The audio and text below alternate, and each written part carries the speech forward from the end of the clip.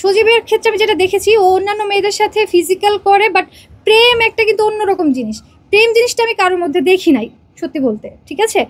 কিন্তু এই সাথীর ক্ষেত্রে দেখলাম সে শুধু ফিজিক্যাল না, সে প্রেমও করছে। মানে প্রেম মানে বুঝেন, গভীর সম্পর্ক।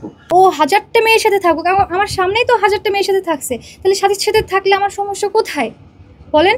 আমি ওকে সরাসরি বলেছি যে তুই সাথীর সাথে রিলেশন রাখ, কিন্তু ও শুধু টিমে থাকবে না, ও টিমে থাকবে না, টিমে ও থাকতে পারে না।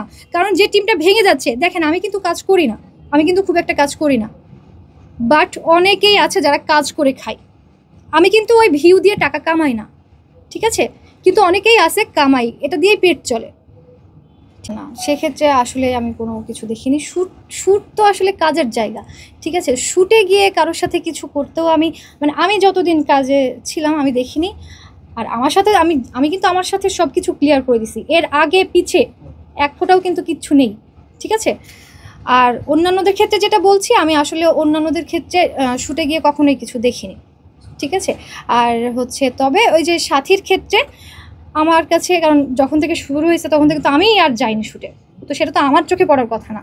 তো যখন অন্যান্য মেম্বাররা এগুলো দেখে, সেগুলো আমার কানে আসে যে হ্যাঁ, শ্যুটে গিয়ে দেখি যে ওরা আলাদা কথা বলে, ওরা আলাদা সময় কাটায়, ঠিক আছে।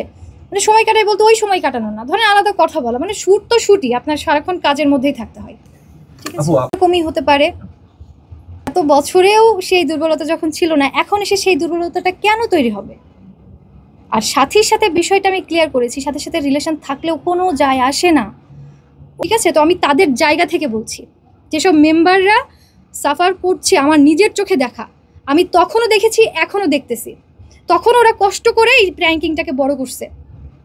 হ্যাঁ, সজীবের চোখে প্র্যাঙ্কিংয়ে যারা নতুন কাজ করে তারা ফেমাস হয়, এটা ও শো করে, বাট ওর নিজের চ্যানেল যে বড় হচ্ছে এটা কিন্তু ও শো করে না, ঠিক আছে। হ্যাঁ, সজীব বিবাহিত।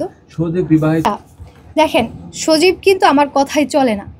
সজীব কি করবে না করবে সেটা কিন্তু আমি জানি না, বা আমি তাকে কন্ট্রোল করতে পারবো না, তাই না?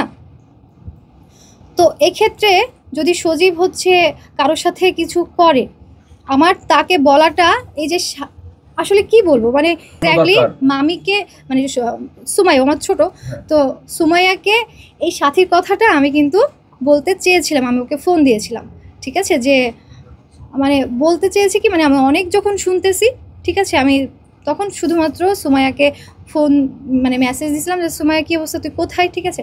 ও বললো যে আন্টি আমি বাড়িতে অথবা ঢাকায়, এরকম একটা বলছে।